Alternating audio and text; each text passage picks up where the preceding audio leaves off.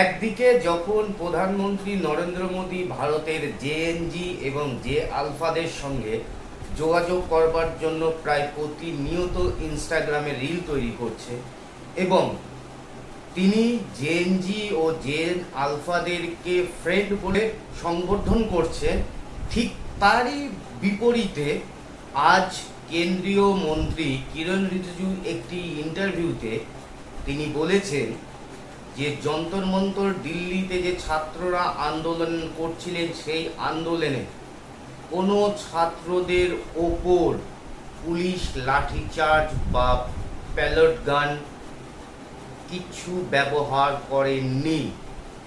কি বলছেন কিরণ রিজিজু, চলুন শুনি। इस आंदोलन में तो एक भी गोली नहीं चली। नहीं, गोली तो वो कह रहे हैं चली है। कहाँ चली है गोली? AK-47 तो एक आदमी का मौत नहीं हुआ, एक आदमी का हड्डी नहीं टूटा, एक भी प्रोटेस्टर सीरियस इंजरी के साथ में अस्पताल में नहीं है। और यहाँ गोली चलने का बात करते रहते हैं। अरे गोली चल के हजारों तो कांग्रेस के समय में मरे हैं।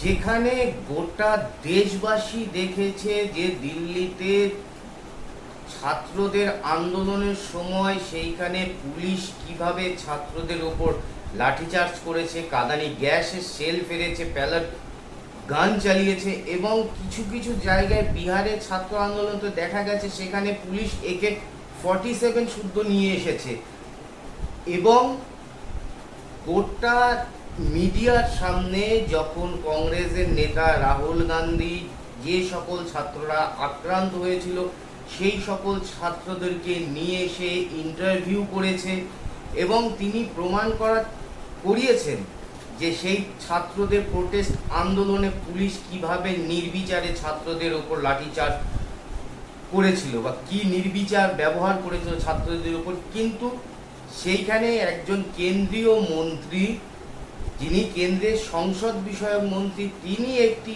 ANI-কে দেওয়া ব্রডকাস্টে তিনি বলছেন যে কোনো ছাত্র কি আহত হয়েছে, কোনো ছাত্র নিহত হয়েছে এমন কোনো উদাহরণ নেই।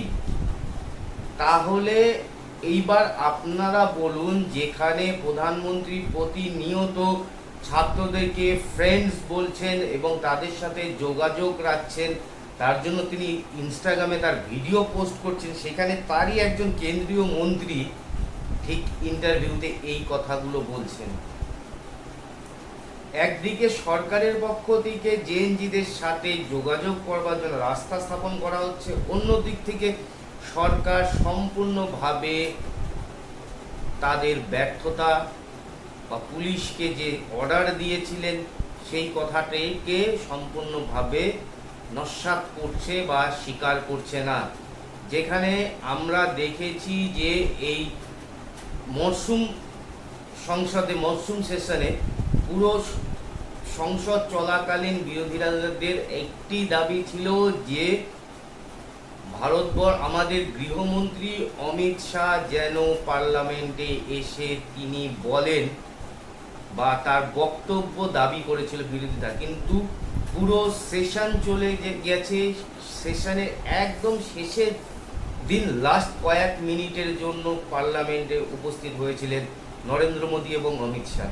কেন্দ্রীয় মন্ত্রীর পক্ষ থেকে ঠিক এই ধরনের কথা বলা হচ্ছে।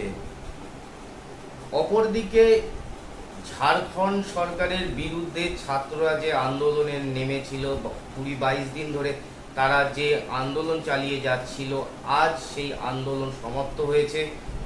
ঝাড়খণ্ডের মুখ্যমন্ত্রী স্বয়ং নিজে গিয়ে সেই আন্দোলনরত বা অনশনরত ছাত্রদের সাথে কথা বলেছে, তাদের অনশন ভঙ্গ করেছে এবং ছাত্ররা যে সকল দাবি রেখেছিল ঝাড়খণ্ড সরকারের কাছে সেই সকল দাবি ঝাড়খণ্ড সরকারের পক্ষ থেকে মেনে নেওয়া হয়েছে। দুই ধরনের চিত্র আমরা দেখলাম। এই বিষয়টি নিয়ে আপনারা কি ভাবছেন অবশ্যই কমেন্ট বক্সে লিখে জানাবেন। আর যদি আমাদের ভিডিওটি ভালো লেগে থাকে তাহলে অবশ্যই চ্যানেলটিকে সাবস্ক্রাইব করে আমাদের সঙ্গে থাকবেন। সকলে ভালো থাকুন, সুস্থ থাকুন।